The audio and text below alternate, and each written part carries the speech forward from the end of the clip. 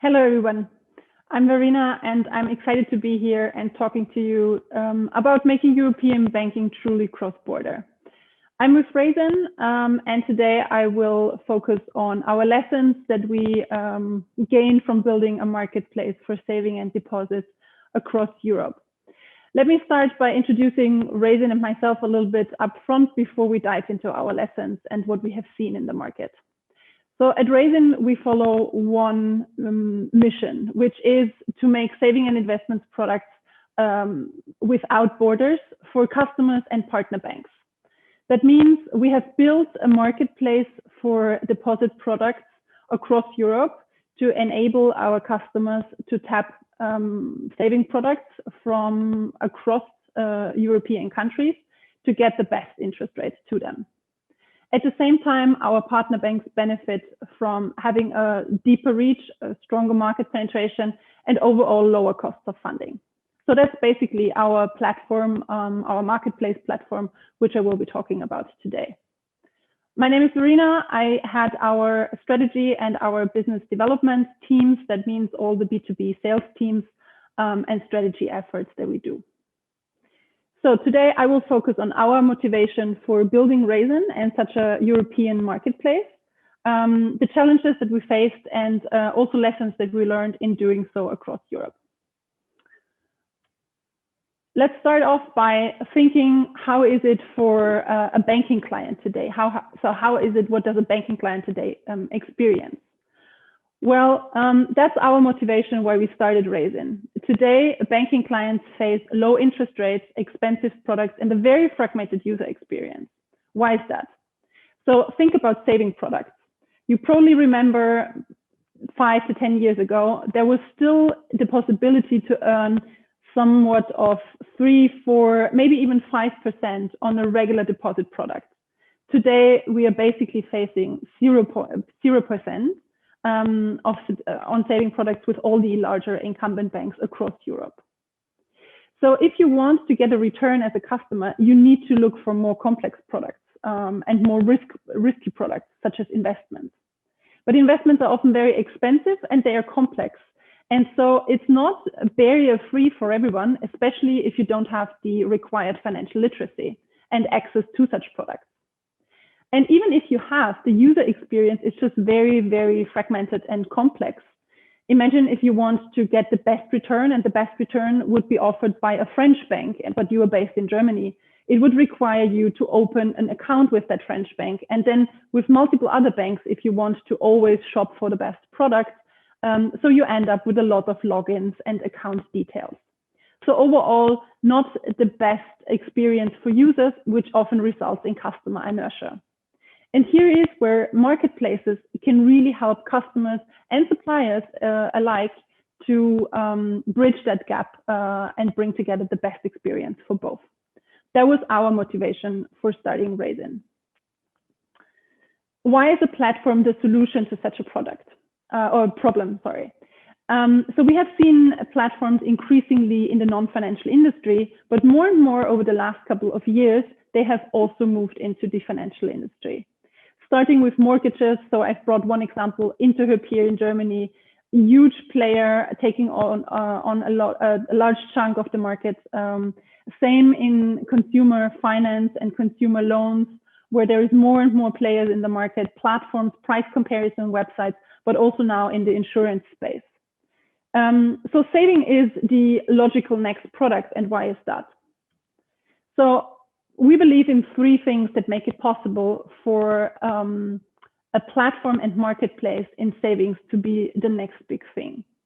First of all, the market opportunity and the market size is large.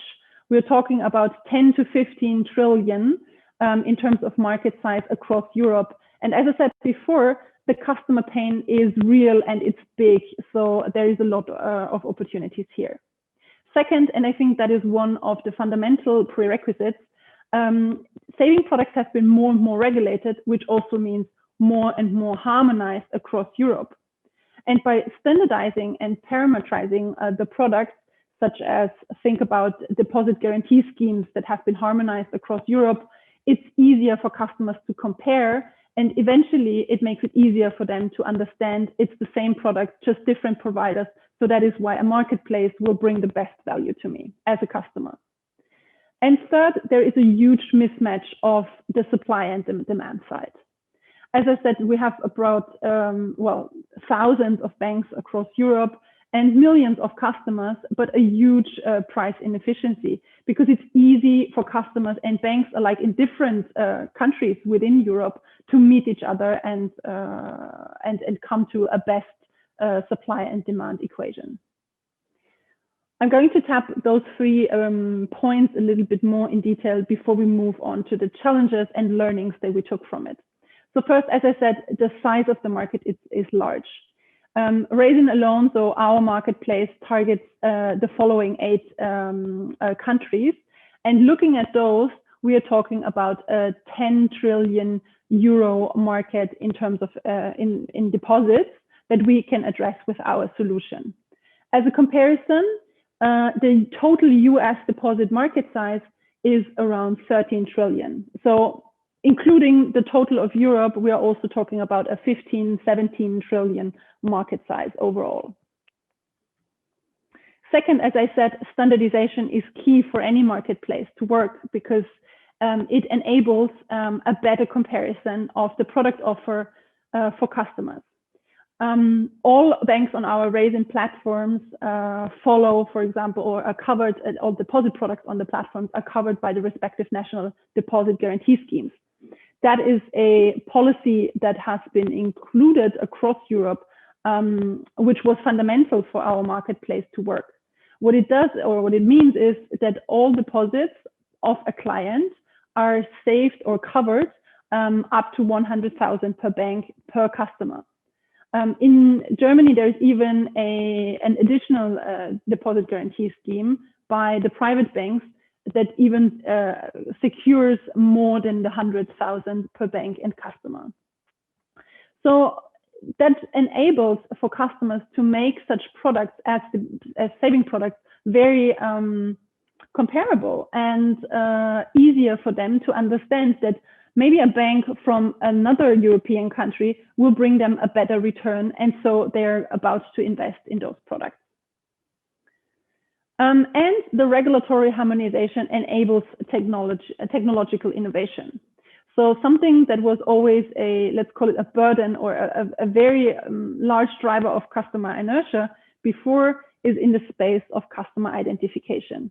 Imagine you're a German customer, but you would like to open a French bank account. In earlier days, you would have to drive to France, identify yourself in a physical face-to-face identification method. With the regulatory harmonization on customer identification, which also included remote identification methods such as video identification, those technological innovations and policies made it possible for a marketplace to function fully digitally and still bringing together banks and customers from different countries. So, and lastly, what I also touched upon before, there is a strong mismatch between supply and demand, both domestically and across border in Europe. What you can see here is a comparison of the average interest rates offered by the 3 largest banks in the respective country, and compared to the average interest rate of the top 3 offers on the market. As you can see, we are talking about a spread difference of more than 100 basis points. So there is a lot for customers to gain. Similarly, it also means that the price inefficiency is hurting banks alike, because if they were to source their funding requirements in a different country, they would have lower cost of funding to fuel their growth, for example, of the credit business or something similar. So across Europe, there are a lot of price inefficiencies that a marketplace that includes an offering across Europe and brings together customers from various countries and and banks from various countries to fulfill their needs, which is better return on the one hand and lower cost of funding and or higher volumes for the same cost at the same time. Plus, imagine you're a smaller or medium-sized or a special player, banking player, then it might be very, very hard and costly to just move to another country and tap that customer pool directly. So joining a marketplace has a huge advantage for you as a smaller or medium-sized player, because you will benefit from the economies of scale and a shared infrastructure that a marketplace provides for you. So you probably come to the same conclusion as we did. Let's go and build a marketplace across Europe. But there are a lot of barriers to overcome, as we learned. You can see many of the barriers listed here. In essence, they mostly apply to a fear for digital-only offerings and a fear for, let's call it, your neighbor. Because what we saw is that although the European-wide harmonization of policies in the space of identification, product specifics, product parameterization has happened, harmonization does not mean standardization.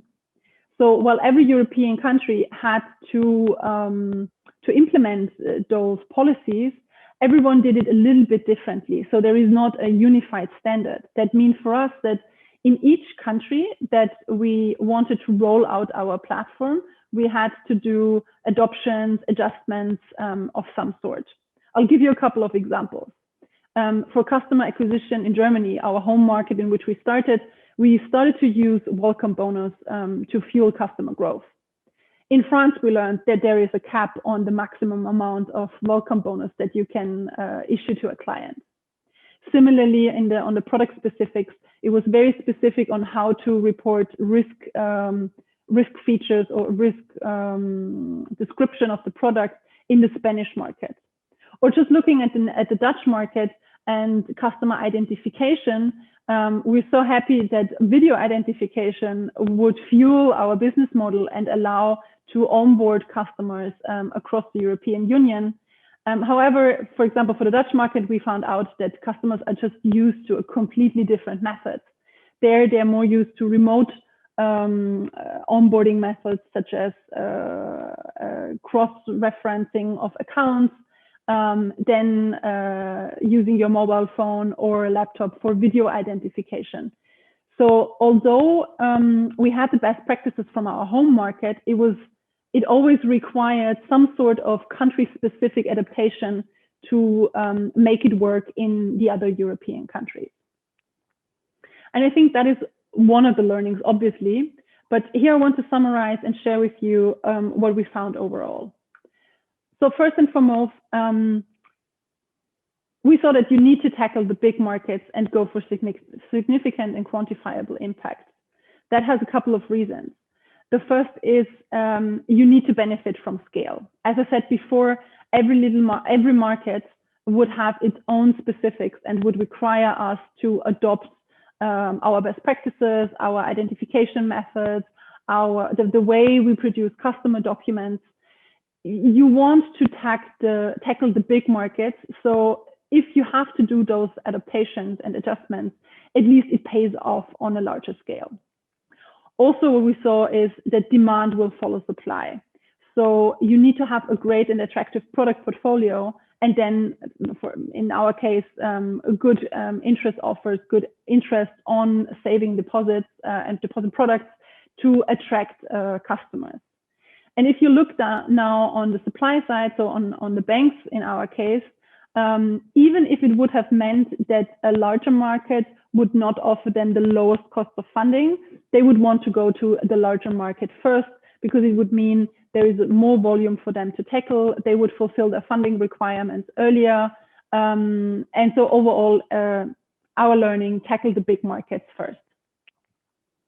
The second learning, you need to bring transparency and efficiency to both sides of the marketplace. So to the consumer side as well as to the provider side. It also ties in with what I said before. If you have a great supply, so if you have a great product portfolio, demand will follow. If you have a lot of demand, so a lot of customer growth, then you will be relevant for more providers, in our case, banks. So it fuels itself, and that is why you need to bring benefits to both parties. Our third learning, don't be afraid. Don't be afraid of big techs, banking regulations, or outsourcing arrangements. I remember a lot of people said, do you really want to go into a regulated market and build up a marketplace like that? It's a lot of policies that you need to obey, a lot of requirements. Outsourcing is such a mess. It requires so many things that you need to think about. But overall, put yourself in the shoes of a small and medium-sized bank. And we've seen before, there are thousands of banks with funding requirements across Europe. For them, it's super difficult to tap other markets than their home market. And they are looking for someone that can provide all of those services for you.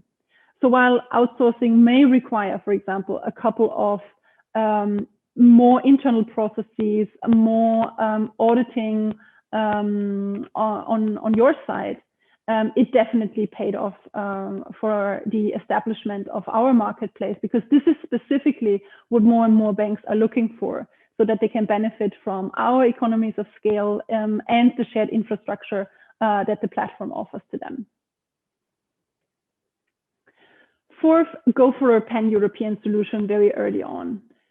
What we have seen is that especially investors are looking for something that can scale. That's not new. So you want to prove that you're not a one-trick pony that's successful in one market, but that this business model and your marketplace is something that you can also bring to other markets and show that it works there as well. So you should have at least 2 to 3 markets in which you can see that the business model, that the marketplace is scaling in order to be attractive for investors going forward. And lastly, engage in discussions and educate politicians. So that is especially relevant in our case. So if you're also in a regulated industry, be it financial industries or insurance or something alike, what we saw is don't be afraid to enter the discussion and get in touch with policymakers, because there is a lot going on. It's very, there are a lot of new policies that need to be reshaped, and policymakers actually seek advice from startups, from incumbent banks, from other institutions to understand what are really the challenges when operating in the market, specifically across Europe.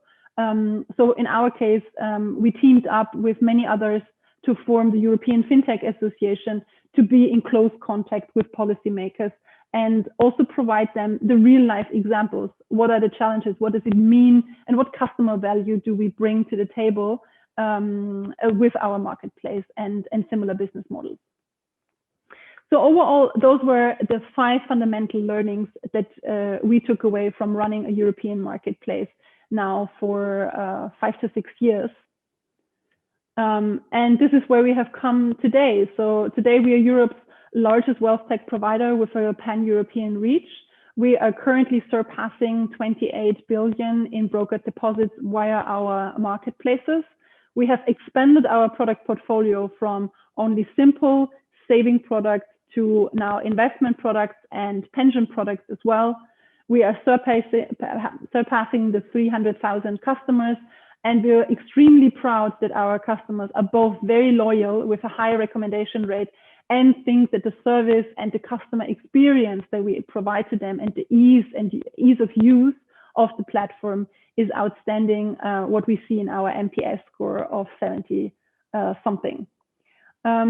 We have built more than 6 platforms across Europe. So we are active in Germany, in Austria, in France, in Spain, in the UK, in Ireland, and in the Netherlands. And we just launched our partnerships in Italy actually 2 days ago, and started to launch our US presence beginning 2020. That all is only possible because our backing is a world-class international team, a world-class international investor base, and cutting-edge technology in which we invest a lot. So as I said before, our mission is to provide saving and investment products without barriers to customers and banks across Europe fully digitally. That's still our mission and our way to bring better saving, better products across Europe. Today, our clients have generated an excess in interest of almost 150 million. And just think about the 15 trillion saving and investment market that is addressable. If we only manage to increase the average interest of savings of 0.1%, that would mean an excess of 15 billion in revenues. Thanks for listening. I'm super happy to take on some questions. So let me check if you guys already posted some questions on Slido.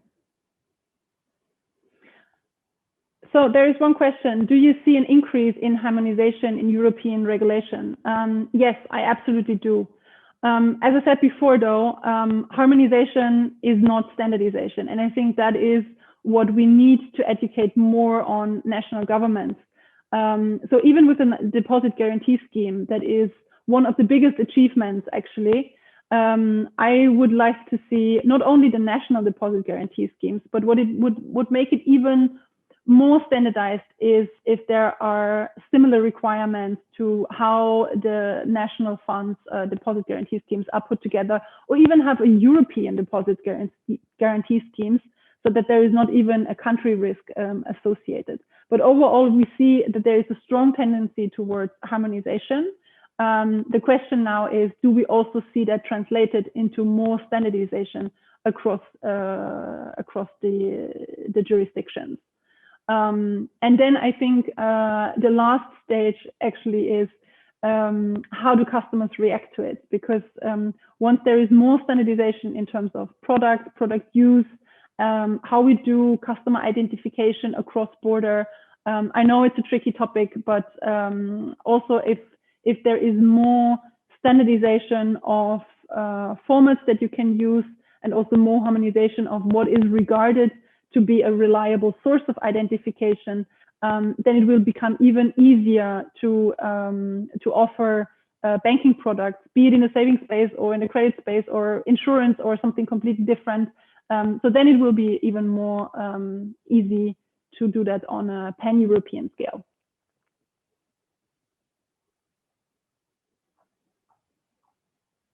So our next question is, what are the biggest differences in marketing and growth tactics and channels between the different European markets you operate in?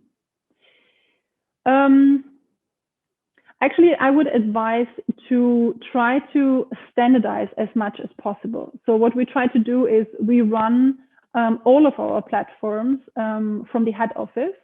So we make sure to leverage as much of the best practices as we can. The challenges that you see in terms of marketing, customer reach, what works, what campaigns didn't work. So customers are not so different in that sense to what they react. And so that is why we try to have experts in the marketing area on what we do, experts on SEO, expert on campaign management, on analytics, because that is something that you can just do for the whole of your customer portfolio. It's not so different across countries. Now then you need to have somebody who understands the specifics, of course, of that country. So I give you one example.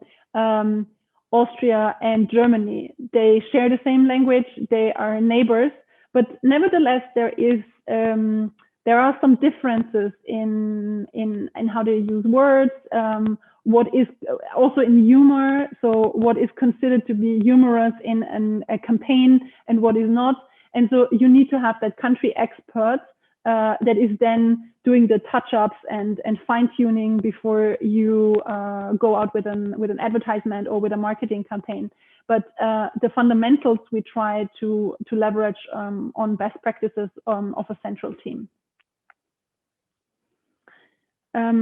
Another question is on fintechs. What's the next frontier in customer experience from your point of view, given large tech's recent activities such as Google Pay? Well, the take on large techs is the trend is here and they're here to stay. So I think it was in a McKinsey report recently that customers were asked if they would trust or in which they would trust their daily banking activity, or which providers they would trust more, the classical incumbent banks, platforms such as Amazon, and then the big tech such as Facebook, Google, etc. And actually, if I remember correctly, the trust consumers place into big techs is surprisingly high, and sometimes even higher than they do in banks. So consumers will ultimately and eventually use the payment schemes and opportunities and offers such as Apple Pay, such as Google Pay, because it's just very convenient. And there is one thing that that is common to all of those offerings. It's a commoditized product that we're talking about. So payments is really just very commoditized, and you want to have it all in one source, all in one pocket. And I believe that is also why overall in more complex products such as investments or saving products that are more complex than payments, from a customer point of view, marketplaces are a good angle for customers, because you have this one-stop shop, if you will, in which you provide all the benefits to the client. It's super. There's a high customer inertia to open up different accounts with different banks just to shop for the best rates. So that is exactly why marketplaces are so important and bring true customer value. The last question that I would like to tackle is, can you describe the top challenges you face on the supply side and on the demand side? So on the supply side, it's definitely acquiring new B2B partners. So in our case, that's partner banks. As you grow, you are relevant for larger clients, for larger banks, and also for more banks. On the demand side, very luckily, I think that even so customers overall are looking for risk-free products, and you have seen the market size is significant. With COVID and the global pandemic this year, and the volatility on the stock markets, we have actually seen that more and more clients are looking and turning to risk-free products to invest their deposits and savings. So luckily here, we see an uptick and a growth of cohorts across all of the cohorts since beginning of our platform. So thanks a lot. Sorry for the short interruption before. I was super happy to be part of the conference. If you want to reach out to me, you can find my details on the event platform or directly to Raisin. Thanks for listening in, and enjoy the rest of the conference.